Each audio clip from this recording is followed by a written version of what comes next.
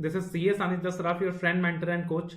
सो कैसे हैं आप? उम्मीद कर रहा हूं कि आपकी प्रिपरेशन अच्छी चल रही है, और नहीं चल रही है तो आपसे पक्का बहुत अच्छी चलने वाली है, राइट? सो अगेन आपके लिए एक छोटा सा गुड न्यूज है, that is economic laws paper 6D CA final elective law के लिए स्टूडेंट्स के बहुत सारे रिक्वेस्ट आ रहे थे कि सर इंस्टीट्यूट ने ना काफी सारा सिग्निफिकेंट केस लॉज इशू करा है, और वो जो केस लॉज है उसका क्या करना है, आप प्लीज हमारे साथ डिस्कस करें, what to do regarding the case laws, and if possible please at least जो इंपॉर्टेंट केस लॉज हैं वो हमारे साथ डिस्कस कर लें। तो देखो, अगर मैं सिग्निफिकेंट केस लॉज की बात करूं तो yes, ICAI that is the institute of chartered accountants of India ने आपके लिए सिग्निफिकेंट केस लॉज की एक पूरी फाइल जारी करी थी, पूरी लिस्ट जारी करी थी, राइट? नियरली 48 केस लॉज हैं उसमें। लेकिन उस केस लॉ की फाइल में एक बहुत बड़ा इशू है। क्या इशू है? कि वो जो केस लॉज है ना, उन केस लॉज में ज्यादातर केसेस ऐसे हैं जो क्लियर ही नहीं है, जहां जजमेंट से क्लियर नहीं है। काफी सारे केसेस ऐसे हैं जो आज भी चल रहे हैं, जिसका जजमेंट अभी तक कंप्लीट आया ही नहीं है।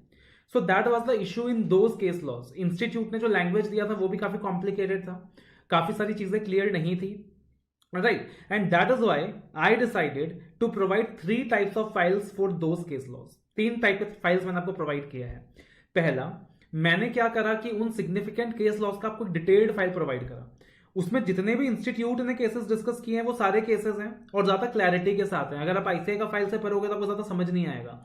अगर आप मेरा वाला फाइल से पढ़ोगे तो आईसीआई की चीजें रिटेन करी है, बट क्लैरिटी ज्यादा ऐड करी है, ठीक है?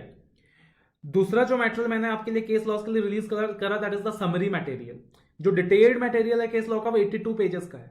तो 82 पेजेस का मटेरियल आप एक बार पढ़ सकते हो, बार बार नहीं पढ़ सकते हो। उसके बाद आपके काम आएगी समरी। तो मैंने आपके लिए एक समरी फाइल जारी करा जिसमें 15 पेजेस में मैंने वही सारे केस लॉज आपको दोबारा से दे दिए, ठीक है? 15 पेजेस में, मतलब उन केस लॉज का जिस्ट प्रोवाइड कर दिया। लेकिन प्रैक्टिकली मैं आपको बताऊं तो इकोनॉमिक लॉज जो है वो अगेन एक ओपन बुक एग्जामिनेशन है। जो 15 पेजेस का समरी नोट्स है, 15 पेजेस का जो समरी केस लॉज है, वो भी ज्यादातर स्टूडेंट्स नहीं पढ़ने वाले हैं।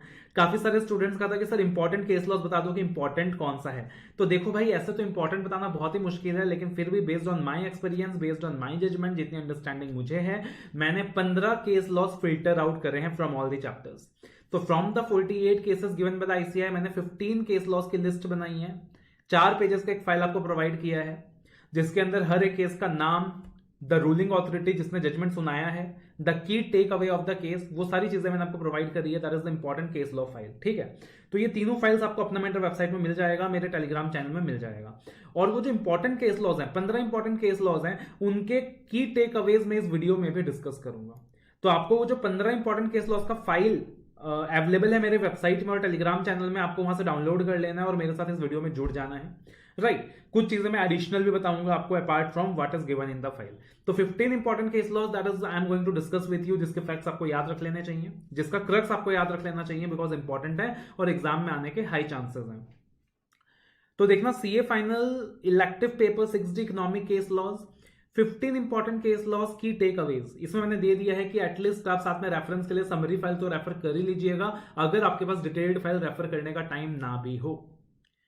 तो पहले आते हैं कंपटीशन एक्ट 2002 में, कंपटीशन एक्ट 2002 में।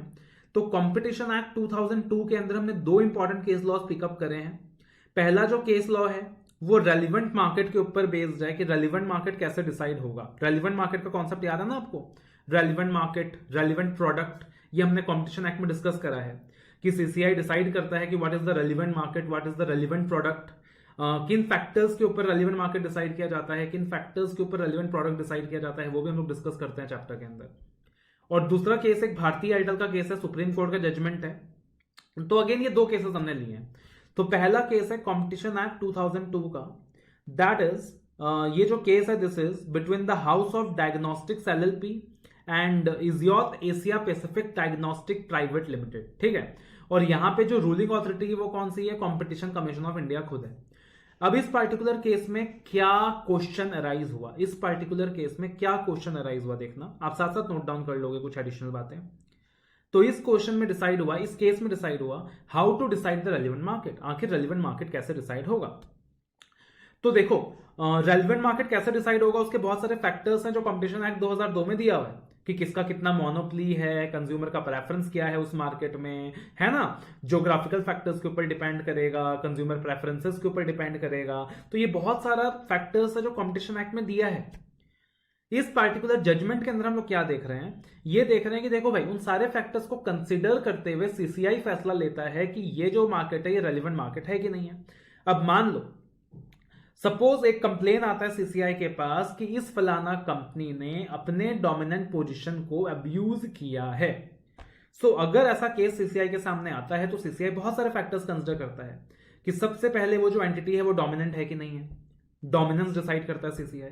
उसके बाद वो मार्केट रेलिवेंट है कि नहीं, वो प्रोडक्ट रेलिवेंट है कि नहीं। अब यहां पे ये जो पार्टिकुलर केस है ये सिर्फ रेलिवेंट मार्केट के रिस्पेक्ट में है। तो अब जो भी मेजॉरिटी ओपिनियन होता है ना सीसीआई में, उसको कंसिडर करना पड़ता है। सीसीआई के अंदर बहुत सारे मेंबर्स होंगे, चेयरपर्सन होगा, लेकिन जो भी मेजॉरिटी ओपिनियन होगा ना सीसीआई में, उसको कंसिडर करना होगा to decide the relevant market. I believe that is clear. लेकिन कंपटीशन एक्ट 2002 के अंदर क्या होता है कि जो डिसेंटिंग ओपिनियन होता है उसको भी पब्लिश किया जाता है फॉर फ्यूचर रेफरेंस। कि मान लो चेयरपर्सन का ओपिनियन कुछ और था, बाकी मेंबर्स का ओपिनियन कुछ और था। चेयरपर्सन का ओपिनियन था कि ये मार्केट रेलिवेंट मार्केट नहीं है, बाकी सारे मेंबर्स का ओपिनियन था कि ये मार्केट रेलिवेंट मार्केट है। तो सीसीआई के अंदर बोला गया है कि ये जो डिसेंटिंग ओपिनियन है इसको भी पब्लिश किया जाता है फॉर फ्यूचर रेफरेंस। ठीक है। अब इस पार्टिकुलर केस के अंदर क्या हुआ, इस पार्टिकुलर केस के अंदर ये जो कंपनी थी that is diagnostics LLP, they used to produce special kind of MRI machines. MRI machines आपको समझ आता है, राइट? तो they used to produce special kind of MRI machines, that is the standing MRI machines या फिर tilting MRI machines. तो एक special kind of MRI machines ये लोग बनाते थे। तो सीसीआई ने क्या बोला, कॉम्पिटिशन कमीशन ऑफ इंडिया ने बोला कि ये जो रेलिवेंट मार्केट है ना, जो रेलिवेंट मार्केट है that is the market for the tilted MRI machines. ठीक है। सीसीआई ने बोला कि जो रेलिवेंट मार्केट है that is the market for the tilted MRI machines. लेकिन सीसीआई चेयरमैन इस बात से एग्री नहीं करता था। सीसीआई के चेयरपर्सन ने बोला कि हम सिर्फ टिल्टेड एमआरआई मशीन्स को रेलिवेंट मार्केट क्यों माने, मार्केट में जितने भी तरीके के एमआरआई मशीन्स पाए जाते हैं उन सारे मशीन्स को हम रेलिवेंट मार्केट मानेंगे। ठीक है जी। तो मेजॉरिटी ऑफ सीसीआई ने क्या बोला कि ये लोग जो डेडिकेटेड एमआरआई मशीन्स बना रहे हैं उसको रेलिवेंट मार्केट मानेंगे। लेकिन सीसीआई चेयरमैन को क्या लगता है, सीसीआई चेयरपर्सन को लगता है कि मार्केट में जितने भी तरीके के एमआरआई मशीन्स अवेलेबल हैं उन सारे के सारे मशीन्स को ओवरऑल रेलिवेंट मार्केट मानेंगे। ठीक है। अब डिसाइड कौन सा ओपिनियन होगा बताओ, मेजॉरिटी ओपिनियन डिसाइड होगा कि माइनॉरिटी ओपिनियन डिसाइड होगा? मेजॉरिटी ओपिनियन डिसाइड होगा। लेकिन जो डिसेंटिंग ओपिनियन है उसको भी पब्लिश कर दिया जाएगा। तो इस पार्टिकुलर केस में भी जो मेजॉरिटी ओपिनियन है उसी को माना गया। ये माना गया कि जो टिल्टिंग एमआरआई मशीन्स है, जो स्टैंडिंग एमआरआई मशीन्स है, वही डेडिकेटेड मार्केट है, वही रेलिवेंट मार्केट है। इस पार्टिकुलर केस में ऐसा डिसाइड किया गया कि अब्यूज ऑफ डोमिनेंस हुआ है और अकॉर्डिंगली पेनल्टी इंपोज की गई। एक नोट आप यहां पे लिख दीजिएगा that in this particular case it was decided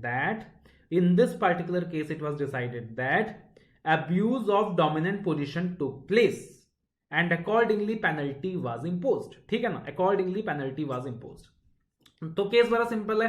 हो सकता है कि आपको वो एक केस सिनेरियो में दे दे कि भाई एक पार्टिकुलर कंपनी है, वो टिल्टिंग एमआरआई मशीन बनाती है, बहुत सारे मार्केट में एमआरआई मशीन अवेलेबल हैं, है ना। अब ये केस सीसीआई के सामने गया तो बताओ भाई रेलिवेंट मार्केट कौन सा है। तो अकॉर्डिंगली आपको पता होना चाहिए कि this is related to the facts of this case. उसके बाद कंपटीशन एक्ट 2002 के अंदर जो अगला केस है जो आपको पता होना चाहिए जिसके बारे में, CCI versus Bharti Airtel limited. CCI versus Bharti Airtel limited. तो भारती एयरटेल लिमिटेड का केस है। अब ये केस बड़ा इंटरेस्टिंग है, सिंपल सी बात है, इसमें ज्यादा कुछ दिमाग नहीं लगाना। देखो अगर हम टेलीकॉम इंडस्ट्रीज की बात करें तो टेलीकॉम इंडस्ट्रीज का रेगुलेटरी अथॉरिटी कौन सा है? ट्राई, है ना। टेलीकॉम इंडस्ट्रीज का रेगुलेटरी अथॉरिटी कौन सा है? ट्राई। लेकिन जब भी कंपटीशन से रिलेटेड बातें आती हैं तो रेलिवेंट अथॉरिटी कौन सी होती है? CCI, competition commission of India. तो सवाल ये उठता है कि भाई जो टेलीकॉम इंडस्ट्रीज हैं उनका खुद का एक रेगुलेटरी अथॉरिटी है ट्राई, और कंपटीशन रिलेटेड जब मामले आती हैं तो कौन जुरिस्डिक्शन एक्सरसाइज करता है? सीसीआई एक्सरसाइज करता है। तो सवाल ये उठता है कि अगर सीसीआई ऑलरेडी कंपटीशन मैटर्स में जुरिस्डिक्शन एक्सरसाइज करता है तो इन दैट वेरी सिचुएशन क्या ट्राई के पास कोई भी जुरिस्डिक्शन है with respect to the telecom companies? This is the question. तो लॉजिकली सोचो क्या होगा, ऑलरेडी एक रेगुलेटरी अथॉरिटी बना हुआ है टेलीकॉम कंपनीज के लिए दैट इज ट्राई, और एक और अथॉरिटी आ गया CCI for competition related matters. तो लॉजिकली सोचो और बताओ कि सबसे पहले अगर कोई भी प्रोसीडिंग होगा वो कौन हैंडल करे? अगर टेलीकॉम कंपनीज के रिस्पेक्ट में कोई भी प्रोसीडिंग होगा सबसे पहले कौन हैंडल करे? जुरिस्डिक्शन किसके पास होना चाहिए? ट्राई के पास होना चाहिए। ट्राई के बाद सीसीआई का इन्वॉल्वमेंट होना चाहिए। जो मदर अथॉरिटी है, जो मदर रेगुलेटरी बॉडी है, आप उसको तो बाहर नहीं कर सकते ना। तो सेम चीज सुप्रीम कोर्ट ने डिसाइड किया। सुप्रीम कोर्ट ने बोला कि देखो सबसे पहले जो जुरिस्डिक्शन ऑफ सीसीआई है that is not excluded by TRAI act, है ना। सुप्रीम कोर्ट ने बोला कि सबसे पहले जुरिस्डिक्शन जो भी प्रोसीडिंग्स है वो ट्राई के अंदर होगा। ट्राई के बाद सीसीआई के अंदर एक फॉलो अप जुरिस्डिक्शन हो सकता है। कंपटीशन एक्ट के अंदर क्या हो सकता है, एक फॉलो अप जुरिस्डिक्शन हो सकता है। तो सबसे पहले ट्राई में सलटा दो मामला, सबसे पहले ट्राई, उसके बाद फॉलो ऑन जुरिस्डिक्शन का पावर सीसीआई के पास है। तो ऐसा नहीं है कि ट्राई के पास पावर है तो सीसीआई के पास नहीं है, या सीसीआई के पास पावर है तो ट्राई के पास नहीं है। सबसे पहले ट्राई एक्सरसाइज करेगा जुरिस्डिक्शन और उसके बाद सीसीआई एक्सरसाइज करेगा। लेकिन ऑब्वियसली कंपटीशन रिलेटेड मैटर्स में जो सुप्रीम पावर होगा वो सीसीआई होगा। तो अगर कहीं कोई कॉन्फ्लिक्ट होता है तो वहां CCI will overrule, though that is something you have to remember, ठीक है ना। तो यहां कॉम्पिटिशन एक्ट 2002 के अंदर क्या हो गया, हमारे दो जजमेंट्स हो गए। पहला House of Diagnostics LLP and Esaote Asia Pacific Diagnostic Private Limited, और दूसरा CCI versus Bharti Airtels Limited, ठीक है। अब RERA 2016 that is real estate regulation act 2016 के ऊपर भी हमने दो केस लॉज यहां पे पिकअप किया है, ठीक है। केसेस का नाम याद रखो तब भी ठीक है, नहीं रखो तब भी ठीक है। Measures of M3M India private limited and another versus doctor Dinesh Sharma and another, Delhi high court का जजमेंट है, दिल्ली हाई कोर्ट का जजमेंट है। नाम याद नहीं होगा, खाली याद रख लेना दिल्ली हाई कोर्ट का जजमेंट है। और एनीवेज इकोनॉमिक लॉस के अंदर आपके पास इंडेक्सेशन का बेनिफिट है। अब इस पार्टिकुलर केस के अंदर क्या डिसाइड हुआ, क्या क्वेश्चन था, whether consumer protection act will be applicable to allottees oblique the home buyers under RERA. कि अगर हम बात करते हैं अलॉटीज की, या जो लोग होम बायर्स है रेरा के अंदर, तो in that situation RERA establish किया गया है, रेरा के अंदर ऑथोरिटी स्टैब्लिश की गई है कि अगर उनके साथ कुछ भी गलत होता है, अलॉटीज के साथ कुछ भी गलत होता है, तो ऑथोरिटी स्टैब्लिश किया गया रेरा एक्ट के अंदर to give them the relief. But साथ ही साथ वो कहीं ना कहीं कंज्यूमर्स भी हैं, तो अगर वो कंज्यूमर्स हैं तो वो कंज्यूमर प्रोटेक्शन एक्ट में भी रिलीफ के लिए जा सकते हैं। तो सवाल ये उठा कि अगर अलॉटीज को ऑलरेडी रेरा का बेनिफिट दे दिया गया है तो क्या वो कंज्यूमर प्रोटेक्शन एक्ट में भी जा सकते हैं, right, this is the question. भाई सिंपल सी चीज है, आपके पास एक घर ऑलरेडी था, आपने बंगलो परचेज कर लिया, तो बंगलो परचेज कर लिया इसका मतलब ये थोड़ी है आपके पास घर का राइट चला गया। तो यहां पे भी क्या है, वो कंज्यूमर है, क्योंकि वो कंज्यूमर है, कंज्यूमर प्रोटेक्शन एक्ट में तो वो जा ही सकता है। और क्योंकि अब रेरा एक्ट बन गया उसके लिए, तो वो रेरा के अंदर भी जा सकता है, मतलब वो दोनों जगह जा सकता है। तो ऐसा कहीं नहीं बोला हुआ है कि भाई होम बायर्स कहां नहीं जा सकते, कंज्यूमर प्रोटेक्शन एक्ट में नहीं जा सकते। जो रेरा एक्ट है और जो कंज्यूमर प्रोटेक्शन एक्ट है दोनों कॉनकरेंट है। It means that the home buyers can commence proceedings under the CP Act 1986 as well against the developers even after the commencement of RERA। तो अगर आपको क्वेश्चन में कहा जा रहा है कि एक अलॉटी है, वो कंज्यूमर प्रोटेक्शन एक्ट में सूट फाइल कर रहा है अगेंस्ट द डेवलपर, और डेवलपर कह रहा है नहीं भैया तुमको रेरा के अंदर जो करना है करो, कंज्यूमर प्रोटेक्शन एक्ट का कोई मतलब नहीं है यहाँ पे, बिकॉज रेरा इज एप्लीकेबल। तो इन दैट वेरी सिनेरियो क्या हो जाएगा कि आपको पता होना चाहिए कि वो जो कंज्यूमर है वो सही है, he is legally entitled to go to the consumer protection act forum as well. और ये जजमेंट किसका है, दिल्ली हाई कोर्ट का है। उसके बाद रेरा के अंदर जो अगला जजमेंट हमने लिया है दैट इज हरियाणा रेरा का एक जजमेंट है, सिमी सिक्का versus measures इमार MGF land limited. अब इसमें क्या बोला हुआ है, हमें पता है कि रेरा जो है वो कुछ पार्टिकुलर प्रोजेक्ट्स के ऊपर एप्लीकेबल होता है, और काफी सारे प्रोजेक्ट्स को एग्जम्पशन दिया गया है रेरा से। हमने डिस्कस किया है कि अगर 500 स्क्वायर फीट से कम है या फिर 8 अपार्टमेंट नहीं बना है तो उन प्रोजेक्ट्स के ऊपर क्या होता है कि रेरा एप्लीकेबल नहीं होता है ना। रेरा एप्लीकेबल होता ही है उन प्रोजेक्ट्स के ऊपर जहां 500 स्क्वायर फीट से ज्यादा है या 8 अपार्टमेंट से ज्यादा है, तो वहां रेरा एप्लीकेबल होता है। लेकिन अब यहां पे बोला गया कि वो जो एग्जम्पशन है वो रजिस्ट्रेशन अंडर रेरा के लिए है। इस जजमेंट के लिए बोला गया कि वो जो एग्जम्पशंस दिए गए हैं वो किस चीज के लिए दी गई है, वो दी गई है फ्रॉम रजिस्ट्रेशन अंडर रेरा। अगर किसी प्रॉपर्टी को रेरा के अंदर रजिस्टर्ड नहीं कराया गया है, इसका मतलब ये नहीं है कि रेरा एप्लीकेबल वहां नहीं है। क्या मतलब हो गया सर इसका, देखो ये पार्टिकुलर चीज क्यों निकल के आई। फिर आप बोलोगे सर अगर आप ऐसा कह रहे हो कि भाई जो रेरा है वो सारी प्रॉपर्टीज के ऊपर ही एप्लीकेबल है तो एग्जम्पशन का कोई सवाल ही नहीं उठता। तो देखो इस केस के अंदर क्या बोला, इस केस के अंदर बोला कि few properties are exempted to be registered under RERA, लेकिन if they are exempted to be registered under RERA it does not mean that the RERA is not applicable to them. ऐसा क्यों बोला गया, देखो इसमें एक सेंटेंस लिखा हुआ है, all real estate projects are covered for land title defect liability. क्या बोला हुआ है, all real estate projects are covered for land title defect liability. क्या मतलब हो गया, मान लो जिस लैंड के ऊपर रियल स्टेट प्रोजेक्ट बन रहा है वो उस लैंड का टाइटल ही डिफेक्टिव है, मिस्टर राम प्रमोटर हैं, उनके पास एक बड़ा सा लैंड है, उसमें उन्होंने रियल एस्टेट प्रोजेक्ट बनाया है, लेकिन बाद में पता चला कि मिस्टर राम उस लैंड के ओनर है ही नहीं और उस टाइटल ऑफ लैंड क्या है, वो डिफेक्टिव है। तो इन दिस वेरी सिनेरियो वो जो अलॉटीज होंगे वो अलॉटीज कहां जाएंगे अगर उनको रेरा का प्रोटेक्शन भी नहीं दिया गया है ना।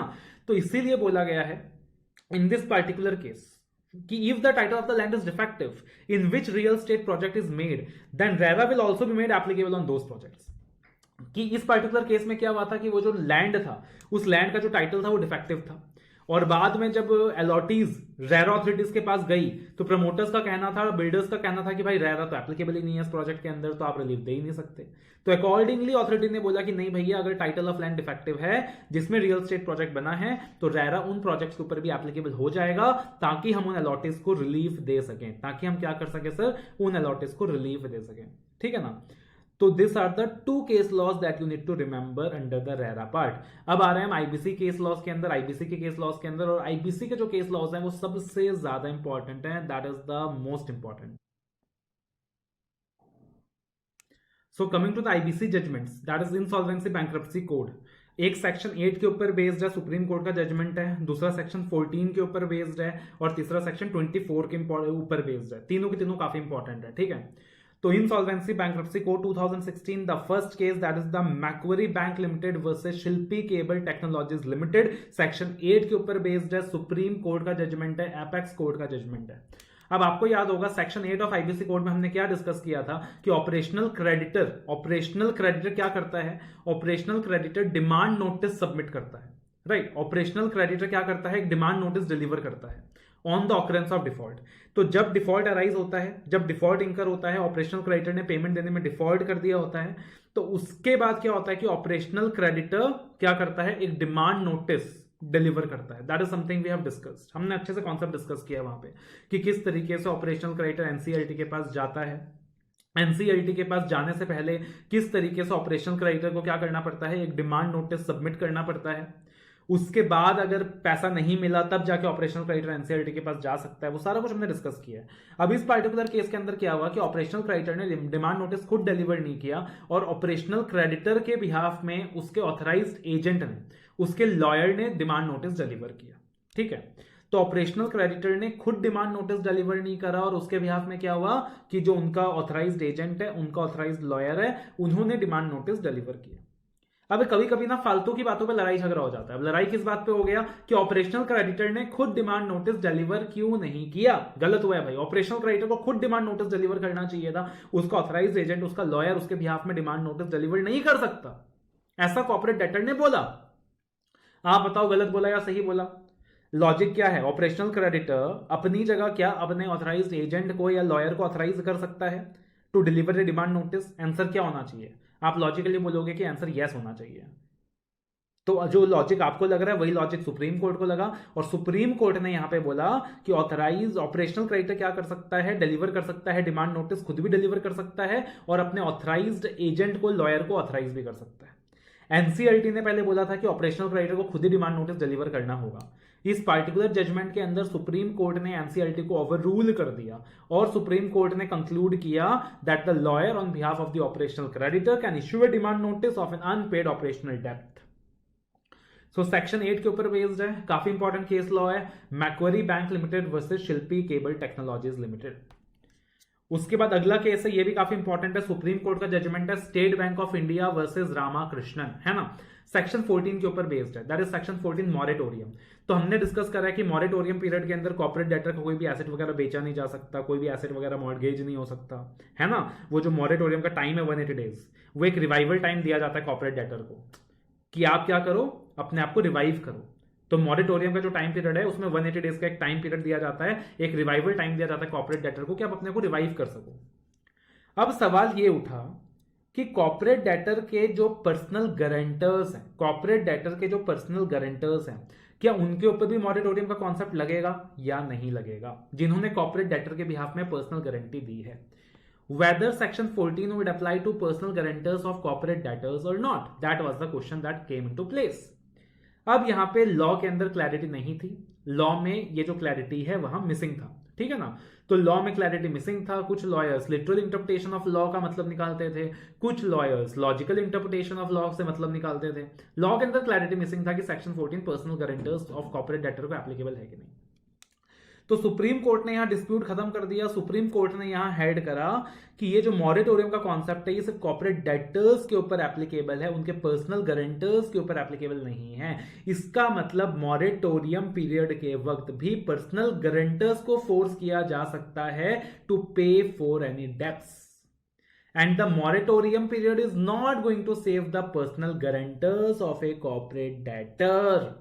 तो ये जो जजमेंट है एसबीआई वर्सेस रामाकृष्णन का, this is very harsh on personal guarantors, है ना। ये जो जजमेंट है this is very very harsh on personal guarantors. तो अगेन इस पर्टिकुलर पॉइंट के ऊपर आपसे क्वेश्चन पूछा जा सकता है, आप इसको एग्जाम के लिए इंपॉर्टेंट मार्क कर लीजिए। Whether section 14 would apply to personal guarantors of corporate debtors और नॉट। हो सकता है कि लॉ के अंदर बाद में अमेंडमेंट आ जाए इसको ओवर रूल करने के लिए। एज ऑफ नाउ ये पोजिशन है कि मॉरेटोरियम का जो कॉन्सेप्ट है that would not apply to personal guarantors of a corporate debtor, so you have to be very very clear about it। उसके बाद जो अगला जजमेंट है इंसॉल्वेंसी बैंक्रप्सी कोड का, that is based on section 24, that is meetings of the COC. Indian overseas bank का judgement है K Shashidhar versus Indian overseas bank and others. ORS मतलब होता है अदर्स, एएनआर मतलब होता है अनदर। अब इस पार्टिकुलर जजमेंट के अंदर क्या हुआ, पहले इसके अंदर क्या क्वेश्चन अराइज हुआ, क्वेश्चन को नोट डाउन कर लेना। Scope of NCLT jurisdiction to inquire into the justness of the rejection of resolution plan, question mark। Scope of NCLT jurisdiction to inquire into the justness of rejection of resolution plan, this is the main question।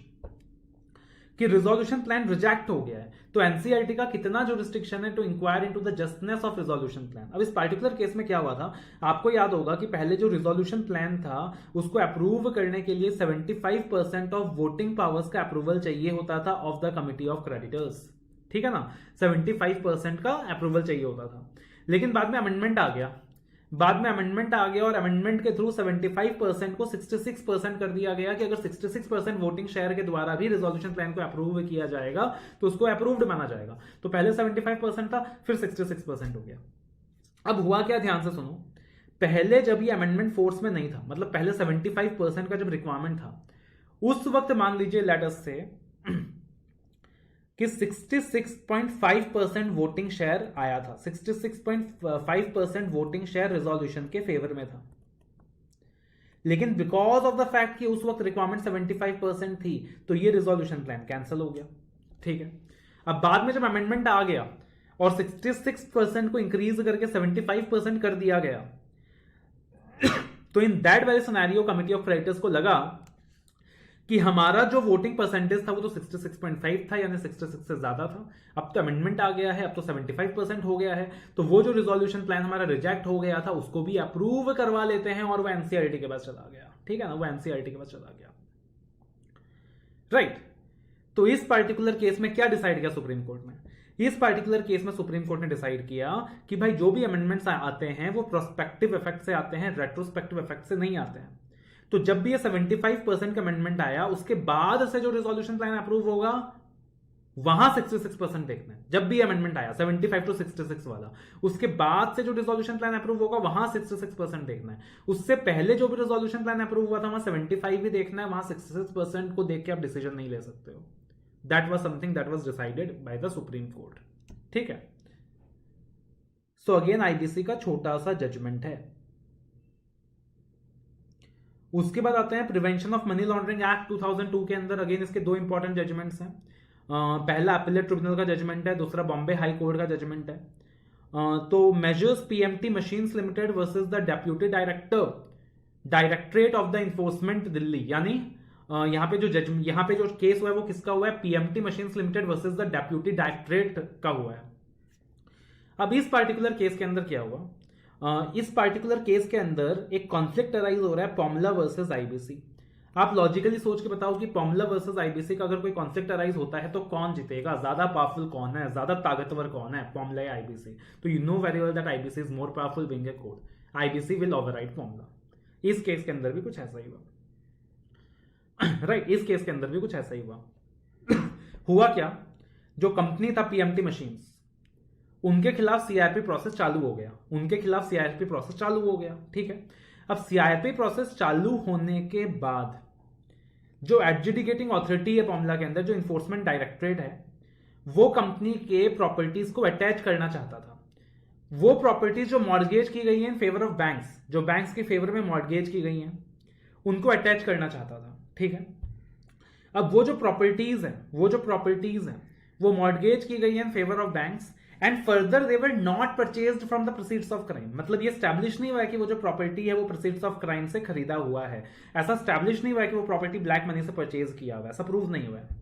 और दूसरी चीज, वो जो property है वो bank के फेवर में मॉर्गेज्ड है, आईबीसी कमेंस हो चुका है। तो पहली चीज आईबीसी कमेंस हो गया, दूसरी चीज जो मॉर्गेज प्रॉपर्टीज है वो बैंक्स के फेवर में है, और तीसरी चीज वो प्रोसीड्स ऑफ क्राइम से परचेज नहीं की गई है, और चौथी चीज इन्फोर्समेंट डायरेक्टरेट क्या कर रहा है, उन प्रॉपर्टीज को अटैच करने का ऑर्डर पास कर रहा है। राइट, उन प्रॉपर्टीज को अटैच करने का ऑर्डर पास कर रहा है। तो कहीं ना कहीं अगर इन्फोर्समेंट डायरेक्टरेट उन प्रॉपर्टीज को अटैच करने का ऑर्डर पास कर रहा है, तो आईबीसी का जो बेसिक पर्पस है वो तो डिफीट हो रहा है ना, to save the company. IBC तो कहता है कि मॉरेटोरियम ले आओ, कंपनी के प्रॉपर्टीज को कहीं बेचो मत, डिस्पोज मत करो, और वहां इन्फोर्समेंट डायरेक्टरेट क्या कर रहा है, कंपनी के उन मॉर्गेज्ड प्रॉपर्टीज को क्या कर रहा है, अटैच कर रहा है, अटैचमेंट ऑर्डर पास कर रहा है to attach the mortgage properties in favour of banks, and even though when it was established that they are not purchased from the proceeds of crime. So that is why इस particular case के अंदर appellate tribunal ने held किया, जो कि पॉमला के अंदर establish की गई है कि आईबीसी पॉमला को प्रिवेल करेगा। आईबीसी क्या करेगा, पॉमला को प्रिवेल करेगा। बोला गया कि देखो, अगर कुछ पर्सनल प्रॉपर्टी है, प्राइवेट प्रॉपर्टीज है, अगर कोई प्राइवेट प्रॉपर्टी है, पर्सनल प्रॉपर्टी है एक्यूज्ड का, आप उसको अटैच कर दीजिए, कोई दिक्कत नहीं है। लेकिन जिन प्रॉपर्टीज को बैंक के फेवर में मॉर्गेज किया गया है, further they are not purchased from the proceeds of crime, तो उन प्रॉपर्टीज के खिलाफ आप अटैचमेंट ऑर्डर नहीं पास कर सकते हो। IBC will prevail over PMLA. अगर बाकी दूसरी प्राइवेट प्रॉपर्टीज हैं, राइट, जो किसी भी तरीके से मॉर्गेज्ड नहीं है, आप उन प्राइवेट प्रॉपर्टीज को अटैच कर सकते हो, कोई दिक्कत की बात नहीं है। So that was decided. तो कहीं ना कहीं in this particular case the appellate tribunal decided that the IBC will always have a upper hand over PMLA. Prevention of money laundering act का दूसरा case, Chhagan Chandrakant Bhujbal versus Union of India and others. अब इस particular case के अंदर क्या decide किया गया, पहले क्या होता था पॉमला के अंदर कि जब भी अरेस्ट करने के पावर्स एक्सरसाइज किए जाते थे, सेंट्रल गवर्नमेंट का अप्रूवल चाहिए होता था। तो जब भी अरेस्ट करने के पावर्स एक्सरसाइज किए जाते थे, सीजी का अप्रूवल चाहिए होता था, उसकी वजह से प्रोसीडिंग्स डिले हो जाती थी। अब बोला गया कि देखेंगे कि अरेस्ट कौन कर रहा है, अरेस्ट करने का ऑर्डर कौन पास कर रहा है। अगर अरेस्ट करने का ऑर्डर पास किया जा रहा है by the director, by the deputy director और by the assistant director in PMLA, तो सेंट्रल गवर्नमेंट को ऑथराइजेशन नहीं चाहिए। लेकिन अगर इनके अलावा कोई दूसरी अथॉरिटी अरेस्ट करने का ऑर्डर्स पास कर रही है, दूसरे ऑफिसर्स जो लोअर रैंक के हैं वो अरेस्ट करने का ऑर्डर्स पास कर रहे हैं, तो वहां सीजी का ऑथराइजेशन चाहिए। तो अगर director, deputy director, assistant director क्या कर रहे हैं, अरेस्ट करने का ऑर्डर पास कर रहे हैं, तो वहां सीजी का अप्रूवल नहीं चाहिए। तो प्रोसीडिंग्स को सिंप्लीफाई कर दिया गया है। प्लस एक चीज और बताया गया कि अगर डायरेक्टर के पास, डेप्यूटी डायरेक्टर के पास, असिस्टेंट डायरेक्टर के पास एविडेंस है, रीजनेबल मैटेरियल टू बिलीव है कि सामने वाले बंदे ने मनी लॉन्ड्रिंग एक्टिविटीज करी हैं, तो वो लोग सामने वाले बंदे को अरेस्ट भी कर सकते हैं। सीजी का अप्रूवल नहीं चाहिएगा, अरेस्ट भी कर सकते हैं, और इसके लिए सीजी का अप्रूवल नहीं चाहिएगा, ठीक है ना। No CG approval, no CG approval. और साथ ही साथ अटैचमेंट का ऑर्डर भी पास कर सकते हैं, अरेस्ट भी कर सकते हैं, साथ में अटैचमेंट का ऑर्डर भी पास कर सकते हैं, प्रोसिक्यूशन का ऑर्डर पास कर सकते हैं। एवरीथिंग कैन गो टुगेदर, ठीक है ना, everything can go together. So simple सा केस है। No authorization of the central government is required for directors, deputy directors and assistant directors, whereas in respect of other officers, such authorization may be necessary. They are authorized to arrest and initiate proceedings for attachment of property and to launch prosecution in the designated special court for the offences of money laundering. हमें पता है कि money laundering के लिए special court constitute किया जाता है, तो प्रोसिक्यूशन तो वहीं चलेगा if they have reasonable belief to do so. लेकिन उनके पास reasonable belief to do so होना चाहिए, उनके पास एविडेंस होना चाहिए। ऐसा नहीं कि सपना आया कि उस बंदे को अरेस्ट करना है तो अरेस्ट कर लिया जाके। तो that is what you have to remember. Clear है? तो ये जजमेंट्स हो गया अपना प्रिवेंशन। उसके बाद फेमा के जजमेंट्स आते हैं, दैट इज द फेमा 1999। अब देखना, फेमा और बेनामी के जजमेंट्स में ना कुछ बहुत ही फनी है। क्या फनी है? अगर आप फेमा के जो जजमेंट्स हैं वो गो थ्रू करोगे तो आपको कभी कभी जजमेंट देखकर लगेगा कि फेमा के अंदर फेमा जैसा कुछ नहीं है, और अगर आप बेनामी के जजमेंट्स को गो थ्रू करोगे तो कभी कभी आपको ऐसा लगेगा कि बेनामी के जजमेंट्स में बेनामी जैसा कुछ नहीं है. So that is something funny. फिर भी 2-3 केस लॉज मैंने दोनों टॉपिक से लिए हैं आपके लिए. तो फेमा 1999 जो पहला जजमेंट है, that is based on section 13, that is power of adjudicating authority to impose fine on the person, है ना, power of adjudicating authority to impose fine. तो ये जो केस है कर्नाटका हाई कोर्ट ने डिसाइड करा है. इस केस के अंदर भास्कर जी का केस है, mister S Bhaskar versus enforcement directorate FEMA. इस पर्टिकुलर केस के अंदर क्या हुआ, बहुत सिंपल भाषा में बता रहा हूं मैं, कि इन्फोर्समेंट डायरेक्टरेट ने क्या किया, पहले तो फॉरेन करेंसी सीज करी. ठीक है, पहले तो फॉरेन करेंसी सीज करा, फॉरेन करेंसी सीज करने के बाद पेनल्टी इंपोज करा, और पेनल्टी इंपोज करने के बाद जो फॉरेन करेंसी को सीज करा था उसको रिलीज कर दिया. तो फॉरेन करेंसी कॉन्फिस्केट किया गया था, कॉन्फिस्केट करने के बाद पेनल्टी इंपोज किया गया था. पेनल्टी इंपोज करने के बाद इन्फोर्समेंट डायरेक्टरेट भाई साहब ने क्या किया कि फॉरेन करेंसी को रिलीज कर दिया. आप बताओ, पेनल्टी इंपोज किया, अच्छी बात है, फॉरेन करेंसी को कॉन्फिस्केट किया, अच्छी बात है, लेकिन पेनल्टी इंपोज करने के बाद जो फॉरेन करेंसी है उसको रिलीज कर दिया जिसको कॉन्फिस्केट किया गया था. क्या ऐसा करना चाहिए था क्या? क्या ये sale and purchase of goods है क्या? Buy and sale of goods है क्या कि वहां से खरीदा यहां से रिलीज कर दिया? नहीं, सारी चीजें एक साथ होनी चाहिए थी भाई. सामने वाले बंदे ने फेमा के अंदर कॉन्ट्रावेंशन किया है, सब चीजें एक साथ होनी चाहिए थी. कॉन्फिस्केशन ऑफ फॉरेन करेंसी सही था, पेनल्टी इंपोज करना भी सही था, बट पेनल्टी इंपोज करने के बाद फॉरेन करेंसी को आप रिलीज कर दोगे, वो आपने गलत किया है. That is what it is decided. तो इस केस में क्या हुआ, that the deputy directorate imposed penalty and released foreign currency confiscated, and appellate tribunal held that it's a wrong exercise of power and accordingly it modified the order of the deputy directorate. तो deputy directorate ने क्या किया, impose किया penalty और release कर दिया foreign currency confiscated. Appellate tribunal ने held किया that it's a wrong exercise of power and modified order of the deputy directorate. That was what it is decided. The power of confiscation conferred under section 13 subsection 2 is in addition to the power to impose a penalty under section 13 subsection 1, and both the things can be done by the adjudicating authority simultaneously. That is what you have to remember. Karnataka high court का judgement है. उसके बाद FEMA का एक और case आया, Vodafone international holding का case आया, Vodafone international holding versus Union of India. तो याद रखना, एक भारतीय एयरटेल का भी केस था ऊपर, और यहां फेमा में वोडाफोन इंटरनेशनल का केस है. सुप्रीम कोर्ट का जजमेंट है. ठीक है, अब यहां पे इस पर्टिकुलर केस के अंदर वैसे तो काफी सारे फैक्ट्स हुए, काफी सारे ट्रांजैक्शंस हुए, बहुत लंबी चौड़ी कहानी है, आपको इतना याद नहीं रखना है. आपको एग्जाम के लिए क्रक्स याद रखना है. आपको खाली इतना याद रखना है कि 2 नॉन रेजिडेंट कंपनीज थी और 2 नॉन रेजिडेंट कंपनीज आपस में ट्रांजैक्शन एंटर कर रही थी. 2 नॉन रेजिडेंट कंपनीज थी और वो आपस में ट्रांजैक्शन एंटर कर रही थी, लेकिन वोडाफोन जो था उसका कंट्रोलिंग इंटरेस्ट था एक इंडियन रेजिडेंट कंपनी के ऊपर. 2 नॉन रेजिडेंट कंपनीज थी, दोनों आपस में ट्रांजैक्शन एंटर कर रही थी.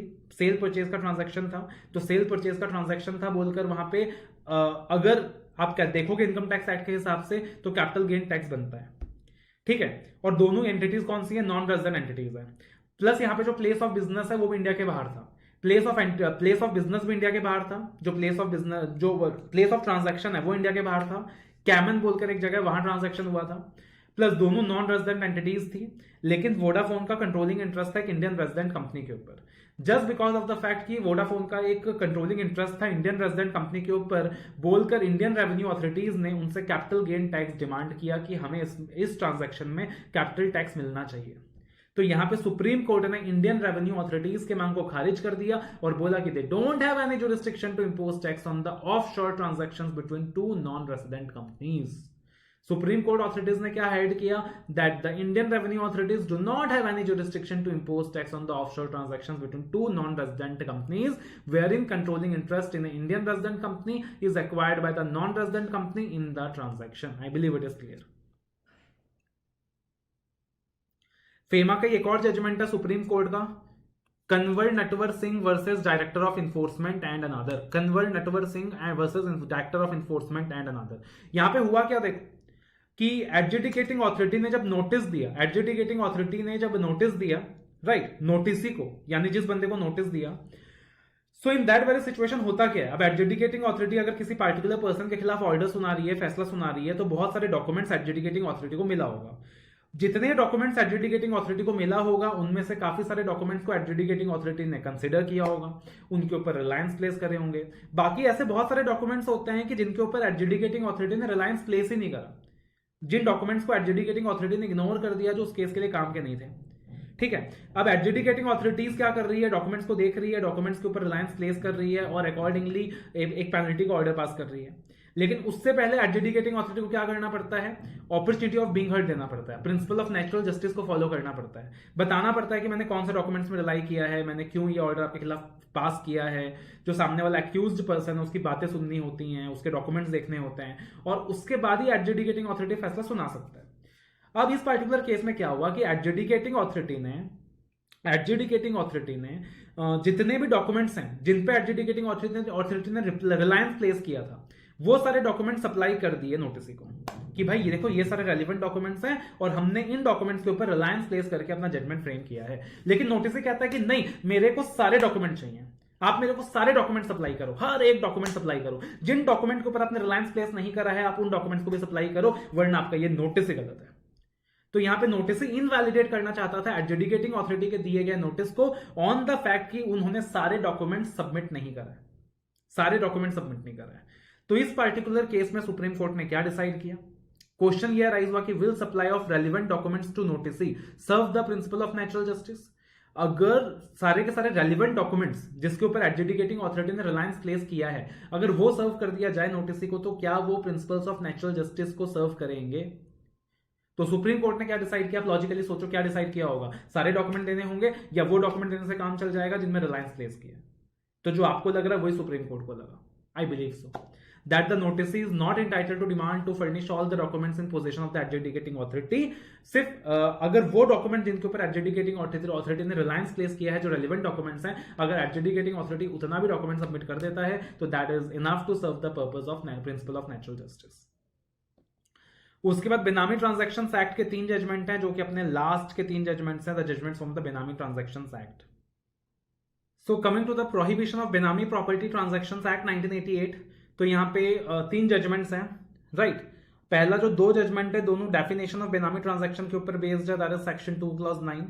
The first judgment that is given by the Supreme Court, Smriti P Leelavathi versus Shankar Narayana Rao, ठीक है। तो इस पार्टिकुलर केस के अंदर आपको ज्यादा कुछ याद नहीं रखना, आपको खाली इतना याद रखना है कि अगर एक फादर अपने सन को या डॉटर को फाइनेंशियल असिस्टेंस देता है प्रॉपर्टी परचेज करने के लिए, तो उसे बेनामी ट्रांजैक्शन नहीं माना जाएगा, ठीक है। आई थिंक लॉजिकल है, it is very very logical, क्योंकि हमने बेनामी में एक्चुअली डिस्कस किया है कि जो कंसिडरेशन है वो जो बंदा परचेज कर रहा है उसके थ्रू फ्लो होना चाहिए। अगर कंसिडरेशन एसर्टेनेबल नहीं है, कंसिडरेशन अगर बिल्कुल भी एसर्टेनेबल नहीं है, कंसिडरेशन अगर एसर्टेन नहीं हो सकता तो उस प्रॉपर्टी को बेनामी मानते हैं, ऐसा हमने डिस्कस किया है। फर्दर हमने डिस्कस किया है कि भाई जिस बंदे ने कंसिडरेशन पे किया है, प्रॉपर्टी अगर उसके नाम पर रजिस्टर्ड नहीं है, प्रॉपर्टी किसी और के नाम पर रजिस्टर्ड है, तो वो प्रॉपर्टी भी बेनामी हो सकता है, और उसका काफी सारा एक्सेप्शन भी डिस्कस किया है। इस पार्टिकुलर केस के अंदर बोला गया कि देखो भाई अगर फादर फाइनेंशियल असिस्टेंस देता है अपने सन को टू परचेज ए प्रॉपर्टी, तो उस ट्रांजैक्शन को आप किसी भी एंगल से बेनामी ट्रांजैक्शन नहीं मान सकते हो। तो वैसे तो आप डिटेल्ड केस लॉ के फाइल को रेफर करोगे तो पूरा डिटेल्ड में केस दिया है, आपको एग्जाम में क्वेश्चन दे सकता है, एक सिनेरियो दे सकता है, फादर है, सन ने प्रॉपर्टी परचेज करा, फादर ने फाइनेंशियल असिस्टेंस दिया, बताओ इस प्रॉपर्टी को बेनामी मान सकते हैं क्या? नहीं मान सकते। तो लीलावती जी के जजमेंट में सुप्रीम कोर्ट ने खाली यही डिसाइड किया है, आपको खाली यही याद रखना है। उसके बाद एक जजमेंट और है, निहारिका जैन का जजमेंट है, निहारिका जैन, राइट, निहारिका जैन का जजमेंट है versus the union of India. Rajasthan high court ने यहां डिसीजन लिया है। इस डिसीजन के अंदर भी जो क्रक्स है वो यही है कि जो बेनामी ट्रांजैक्शन के अमेंडमेंट्स हैं, बेनामी ट्रांजैक्शन के अंदर काफी सारे अमेंडमेंट्स आए थे 2016 के अंदर, वो सारे अमेंडमेंट्स का प्रोस्पेक्टिव इफेक्ट होगा, रेट्रोस्पेक्टिव इफेक्ट नहीं होगा। क्या बोला गया जजमेंट के अंदर कि बेनामी एक्ट के अंदर जो अमेंडमेंट्स आए थे उन सबका प्रोस्पेक्टिव इफेक्ट होगा, रेट्रोस्पेक्टिव इफेक्ट नहीं होगा।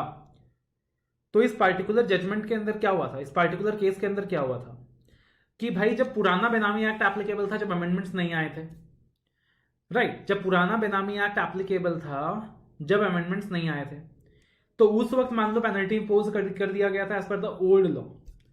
अब बेनामी एक्ट के अमेंडमेंट्स आ गए, पेनल्टी ज्यादा स्ट्रिंजेंट हो गई। पहले 10% ऑफ फेयर मार्केट वैल्यू का पेनल्टी था, 25% हो गया। पहले इंप्रिजनमेंट इन्वॉल्व नहीं था, अब इंप्रिजनमेंट इन्वॉल्व हो गया।